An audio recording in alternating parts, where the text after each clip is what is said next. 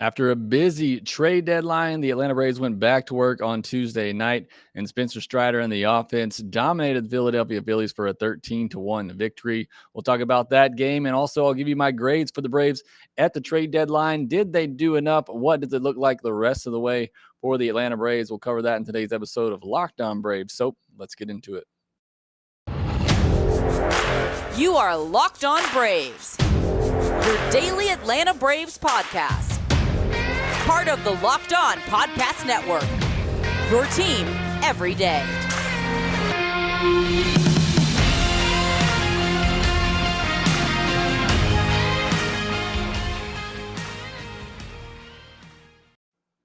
Hey, and welcome back to Locked On Braves, part of Locked On Sports Atlanta, where we cover your favorite Atlanta sports teams each and every day.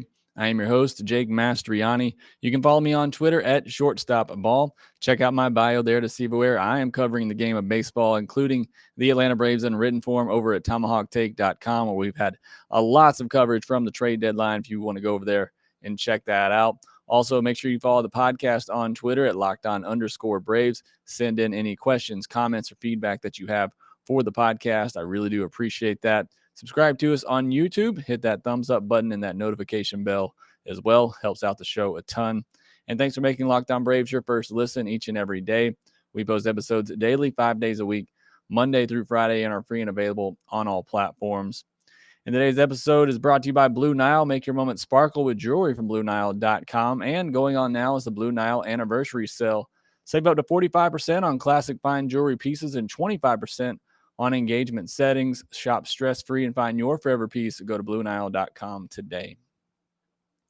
On today's episode, we'll be talking about Tuesday's big win over the Philadelphia Phillies. We'll also be covering the trade deadline, talking about the moves that were made, and also just giving you my overall grade for the Braves and Alex Anthopoulos at the deadline. Talk about some other moves made around the league as well. But I want to start out today's show talking about Vin Scully and the passing of Vin Scully on Tuesday night. I, like many of you, grew up listening to Vin Scully. Living, in the central time zone, but on the East Coast in Alabama, I would love getting in bed at night and listening to Vin Scully and his just smooth, soothing voice in the game of baseball and the way that he painted the picture of the game that I love being played. He's the best to ever do it. He did it for a long time, and there are many generations of kids, people just like me that grew up listening to the game of Vin Scully. He is a true legend in the game. Great person. Again, the greatest announcer that we have ever known. And it is truly sad to hear of his passing. If you, for some reason, aren't familiar with Vin Scully, I encourage you to go check out all of his clips and everything. He called Hank Aaron's 715 home run that I have in a picture behind me here. He's just, again, an icon in sports, really in the world in general. Everybody loves Vin Scully, loves hearing his voice. So rest in peace. Certainly was sad to hear that on Tuesday night. Now, getting into the action from Tuesday, as the Braves took on the Philadelphia Phillies. They got a big 13-1 win. This is the game I think, on paper, it was a game the Braves should have won. But as we know, this game's not always played on paper because the Washington Nationals, who just traded away their two best players, took down Jacob deGrom and the Mets on Tuesday as well, helping out the Braves. So what it looks like on paper in baseball doesn't always play out, but you had the Phillies with the bullpen game. You had Spencer Strider on the mound. This seemed like a game that the Braves should win. They actually fell behind 1-0 early, but then went on to roll to a 13-1 victory. I mentioned Spencer Strider worked into the seventh inning for the first time this year, had a career-high 13 strikeouts. He just looked dominant. And I talked about this on the postcast with Grant McCauley, which you can find on the Locked On Braves YouTube page, as well as the Locked On Braves podcast feed. I was surprised to see a week later that he was facing the same team, and they still just could not figure him out, because it's something that I'm curious to see and watch with Spencer Strider as he faces a team for a second, third time. Are they able to make an adjustment to him? Because, again, this guy is throwing two pitches primarily. I mean, he's throwing a changeup a handful of times in the game. He's primarily fastball slider. One thing I did notice, he threw a lot more sliders this time around than a week ago when he faced the Phillies. So don't know if that was a strategic changeup in the game plan to throw more sliders after last week he pretty much was all fastballs. So that was one thing I did see different, but still this guy's throwing 2 pitches and in a week span he dominates the exact same lineup. So that gives me great confidence in Spencer Strider going forward that his stuff is still going to play despite, a team seeing him a second, third time down the road. I thought that was a big step for Spencer Strider, but he was just unbelievable on Tuesday night. And I love the comments from Alex Anthopoulos, who was interviewed on the TV side of things during the game and said, we don't believe in innings limits. They will monitor Spencer Strider for sure and make sure there is no fatigue or signs of, him slowing down, and did not look like that on Tuesday night.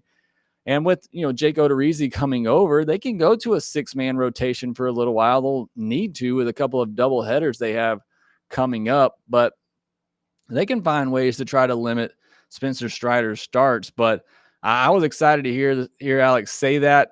That to me means, Strider can stay in the rotation the rest of the year as long as he's being effective as he is now. And I think Spencer Strider, if he stays in the rotation, there are no limitations on him.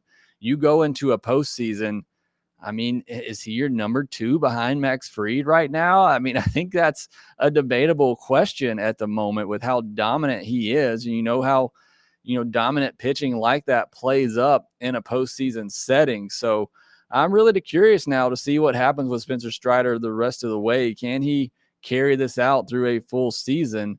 Despite not throwing, more than 100 innings in a season before this, in a professional season before this. So, but I thought that was encouraging news, especially when he goes out and does what he did on Tuesday night. But it wasn't just Spencer Strider. The offense really went out there. And I think that's another impressive thing for Spencer Strider, to go back on him for a minute. There were some long bottom half of the innings. The Braves were having 20-plus minute innings, and Spencer Strider went back out there and just put up zeros. So I thought that was impressive as well, having all of that downtime on the bench and then coming right back out and just getting right back after it. So I love that from Spencer Strider as well.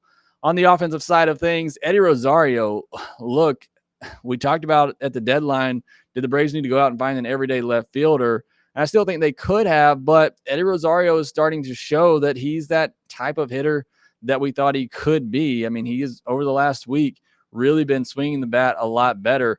3 more hits on Tuesday, 5 runs batted in. And again, it ended up being a blowout, but he had one of the biggest at-bats of the game when the Braves had 2 on with nobody out. Swanson strikes out. Olsen walks to load the bases for Austin Riley, who then strikes out. And then with 2 outs, Eddie Rosario hits the ball hard, goes off the first baseman's glove, which is how the Phillies scored their 1 run.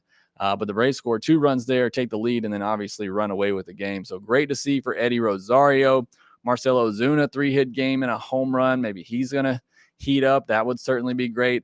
Acuna got on base 3 times, which is great. Still hitting the ball on the ground a lot. Actually, a lot of ground balls, I thought, from the Braves in this game, but they were all hit hard. Unfortunately, they were finding some holes, and putting the ball on the ground against the Phillies defense is not a bad strategy. Dansby had 3 hits, all of them very soft hits, but a couple of them, coming with 2 strikes and runners on, him just putting the bat in play. You love to see that as well, even though he did strike out in the moment that I mentioned earlier where we really needed him to put the ball in play. 2-out runs continue to be a thing for the Braves. They had 8 2-out RBI on Tuesday night as well. This team just does not care. 2 outs, 2 strikes. They are locked in. And when the pressure is biggest, it seems that's when they step up the most. Everybody had a hit except for Matt Olson. He did draw that big walk I mentioned earlier to load the bases. Also got hit by a pitch and scored 2 runs. He also went from first to home again. So he may need a day off here on Wednesday.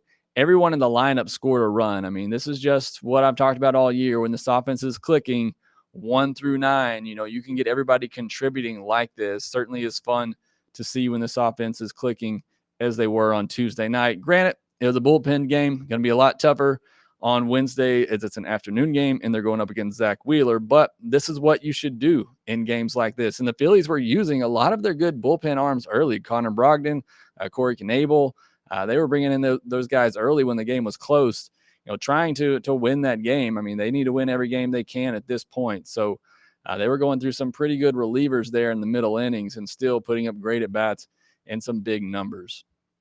Next, I want to talk about the trade deadline, what the Braves did. Did they do enough? And talk about the other trades from around the league.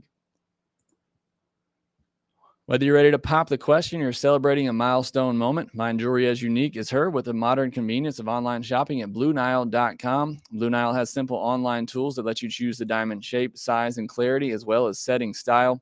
Blue Nile's Vince Jewelers will then handcraft her perfect engagement ring, making each ring one of a kind. If you're looking for fine jewelry but having trouble choosing, Blue Nile has jewelry experts on hand 24/7, available via phone or chat to help you find a memorable gift at every budget. Make your moment sparkle with jewelry from BlueNile.com. And going on now is the Blue Nile anniversary sale. Save up to 40% on classic fine jewelry pieces and 25% on engagement ring settings. Plus, every order is insured, ships free, and arrives in discreet packaging that won't give away what's inside.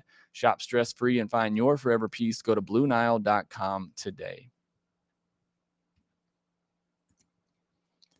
The trade deadline has come and gone. The teams that you have now are, for the most part, going to be the teams that you take down the stretch and into the postseason. So did the Braves do enough? We'll talk about that in a second, but I want to go through the moves that they did make. They traded for Robbie Grossman on Monday. They traded for A-Ray Adrianza, and it ended up being official on Tuesday morning, but they traded for Jake Odorizzi as well.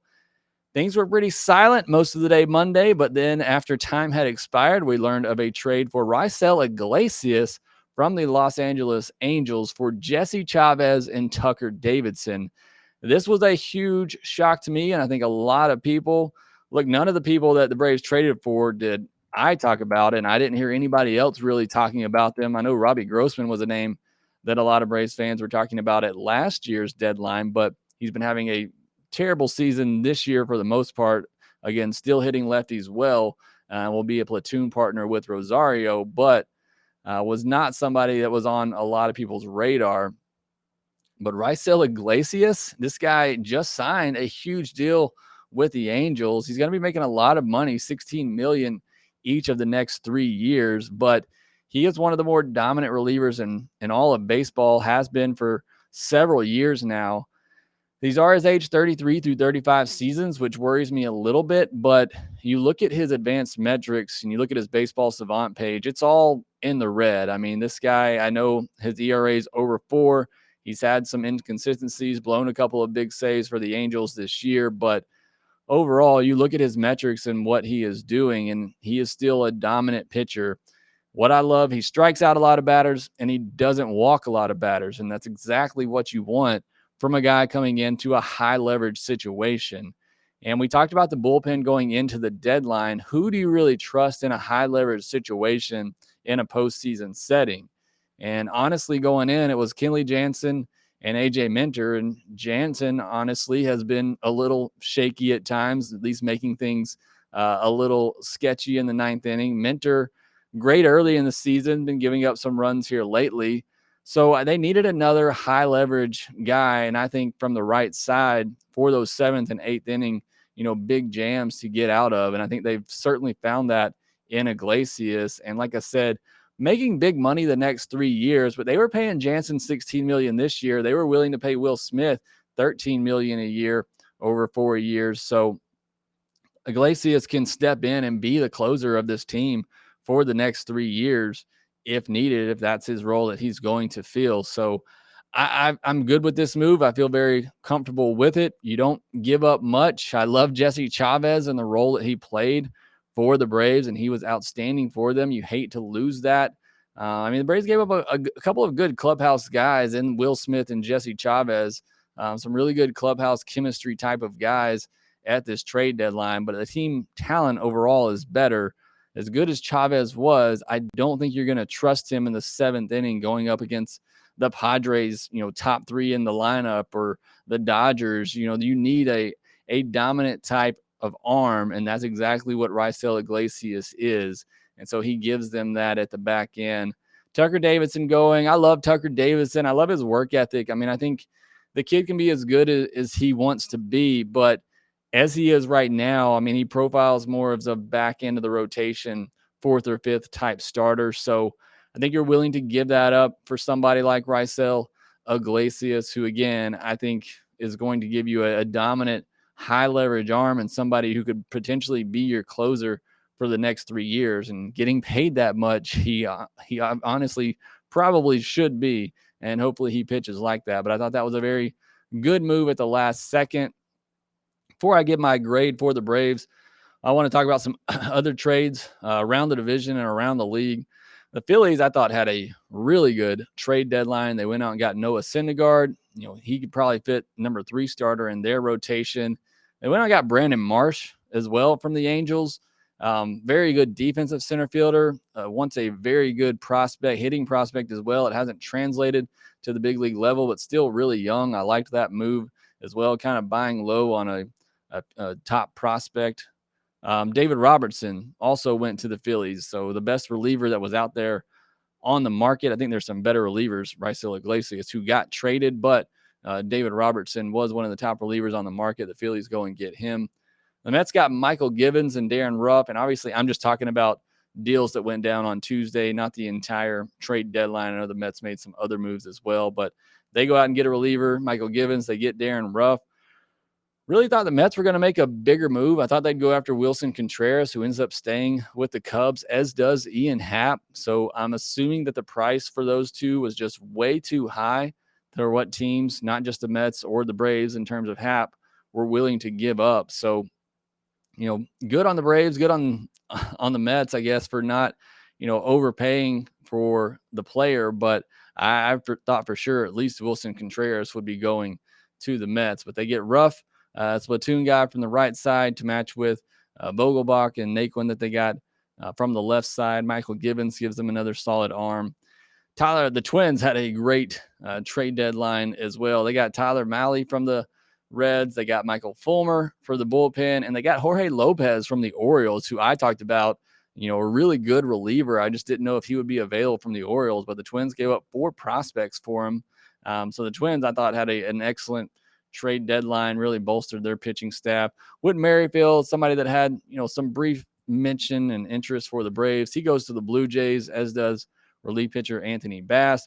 Brandon Drury, somebody that, I think the Braves were on probably and should have been on. He ends up going to the Padres, as does Juan Soto and Josh Bell and Josh Hader. The Padres obviously won the trade deadline with what they were able to do. And then Joey Gallo going to the Los Angeles Dodgers. That was a head-scratching move there, and he'll probably go on to be the Joey Gallo that we have known from the past over there. But that was an interesting move. I know a lot of Braves fans had talked about Atlanta possibly getting him, but he ends up going to the Dodgers. So my overall trade grade for the Braves, I'd give them a B+. And look, before the Iglesias trade, I probably was sitting on a, C+ or something of that nature. It was an underwhelming trade deadline. I thought Alex had done what he needed to do and just making some depth moves, getting Grossman as a platoon guy, somebody off the bench who can hit lefties, getting Adrianza as a utility guy who can, come in and play multiple positions and can be a pinch runner, can give you a good at bat off the bench. You need somebody to, put the ball in play or give you a good at bat, maybe work a walk. But it was really just kind of underwhelming. And I like the Odorizzi trade as well. It gives you some starting pitching depth. You get through the rest of this season. Gives you the ability to go to a 6-man rotation if you want to limit the innings on Spencer Strider, or if Ian Anderson, can't get it all together in his next couple of starts. It gives you the ability to send him down and have a veteran Odorizzi. I don't think Odorizzi is going to make a postseason start for the Braves, but for these next 2 months, I think he could play a big role. So, before the Iglesias trade, I was probably sitting on a C+. It was just an average deadline. He kind of did what he needed to do, but nothing spectacular. But the Iglesias move for me, it puts that in that B+ range. And I kind of went through my checklist on Twitter. I sent out, got rotation depth, check, got a platoon bat for Eddie Rosario, check, made an upgrade on the bench over Cano with a utility player and Adrianza, check. and got a high leverage right-handed reliever in Iglesias. Those were the biggest items that I had. The only one that didn't get fulfilled was an everyday left fielder, and I just don't think that was available. And if it was costing too much in terms of Ian Happ. And something else I thought about is Michael Harris took a ball off the foot on Tuesday night. Who's the backup center fielder? I really don't think they want to put Acuna out there. He hasn't been great defensively in right field this year, and I'm sure they don't want to put that stress on him. So that's where I go back to Guillermo Heredia, and I laugh because he just continues to survive on this team as a cheerleader and a great clubhouse person. But he does fill an important role. If something were to happen to Michael Harris, I think he's your backup center fielder right now. I think you'd have to put him out there. So understand a little bit more why you want to hang on to him. A defensive replacement late in the game for Eddie Rosario in left field, and also just there to back up Michael Harris if something were to happen to him. So did Alex Anthopoulos do enough? I think he did. Again, I thought for this trade deadline, he really just needed to create some depth and to upgrade some depth on the bench, and I thought he did that. I would have loved to seen a little bit better player than Adrianza. If you could have gotten Drury, but the Padres were getting everybody. I would have loved that over Adrianza. Would have loved a little bit, better bat than Robbie Grossman, although he does hit lefties well. I understand the platoon matchup there. But I would have loved to seen, some better depth. Well, I think the bench depth was improved. Would have loved to seen, a couple of better players other than Grossman and Adrianza. What's missing? I really don't know what's really missing for this team at this point. If Eddie Rosario is going to hit in left field, I think this lineup is complete. That's really the only glaring weakness that this team had. The starting rotation is very good. The bullpen is very solid as well. So especially if Kirby Yates comes back and he is the Kirby Yates that we've known in the past, if Tyler Matzik can get back to his form, which I'm not very optimistic of, I think the bullpen is set as well. So I don't think there's really anything missing for this team. I think this team, as I said before the trade deadline, I think they're capable of catching the Mets. I think they're capable of winning a World Series. Now it's just up to them to get it done on the field. And I loved AA's comments about second base during the game. He talked about the possibility of making a move for second base to get somebody there until Ozzy's back. But what he said, made a lot of sense. Is what's out there really worth giving up a prospect? And is it really going to be that much better than what you're getting out of Orlando Arcia, who's playing great defense? As you saw, he hit a home run on Tuesday night, and he can run into one every now and then.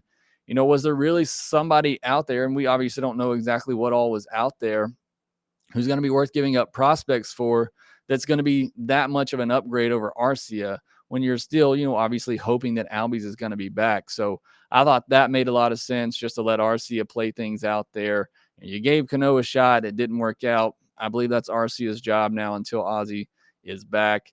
And then I mentioned, the Cubs held on to Happ. They held on to Contreras. Those were two big pieces. And apparently the price tag was just too high on either of them. So I thought it was a solid trade deadline for Alex Anthopoulos. Did what he needed to do. Nothing really spectacular, although I think you could make the argument the Iglesias trade was a pretty excellent move and a big move to get somebody like that, a closer dominant type like that, and you really didn't give up much. So I really like this trade deadline for Alex Anthopoulos. I think the Braves are set up now to get it done on the field, and they are set up to win another World Series championship with this group that they have. All right, next we'll preview Wednesday's game, which is here ready to start in just a couple of hours. BetOnline.net is the fastest and easiest way to check in on all your betting needs. Find your favorite sports and events at the #1 online source for odds, lines, and games. Find reviews and news of every league, including Major League Baseball, NFL, NBA, NHL, combat sports, esports, and even golf. BetOnline continues to be the top online resource for all your sport wagering information. From live in-game betting, scores, and podcasts, they have you covered. Head to BetOnline today or use your mobile device to learn more about the action happening today. BetOnline, where the game starts. As I mentioned, the Braves-Phillies game will be starting soon on Wednesday. Not long after this is posted, a 12:30 Eastern start time. It'll be Charlie Morton versus Zach Wheeler. And as the Braves were piling up those runs on Tuesday night, part of me was thinking, save some for tomorrow. You know how tough it's been for the Braves offense to score runs in day games, and they are going up against Zach Wheeler. So it's going to be a tough matchup for the Braves. Charlie Morton, last time out, cruised through the first 4 innings. I thought it looked like vintage Charlie Morton, and then just ran into a wall in that 5th inning and really just could not get out of it. So looking for a better, more complete performance from him. Braves really, need to finish off this homestand strong, get a win over the Phillies. Like I said, kind of create some more separation between them in the wild card standings, and just get some good vibes going as they head on the road for an 11-game road trip, including 5 games this weekend against the New York Mets. So would love to see them sweep this 2-game quote-unquote series. I hate these 2-game series, but go ahead and knock out both of these wins, get it done, and just get some good vibes going. Hopefully pick up some more ground on the Mets going into this series this weekend. Obviously, we'll be covering a lot of that over the weekend, both here and on the postcast. So that will do it for this episode of Locked On Braves. Thank you for making Locked On Braves your first listen of the day. Now go make your second listen, Locked On MLB podcast, where MLB expert Paul Francis Sullivan brings humor, passion, and a unique perspective on every team and the biggest stories around the league. Again, thanks for listening. Be sure to follow us on Twitter at LockedOn_Braves. You can follow me at ShortstopBall. Also, make sure that you rate, review, and subscribe to the Locked On Braves podcast wherever you get your podcast, and we will talk to you next time.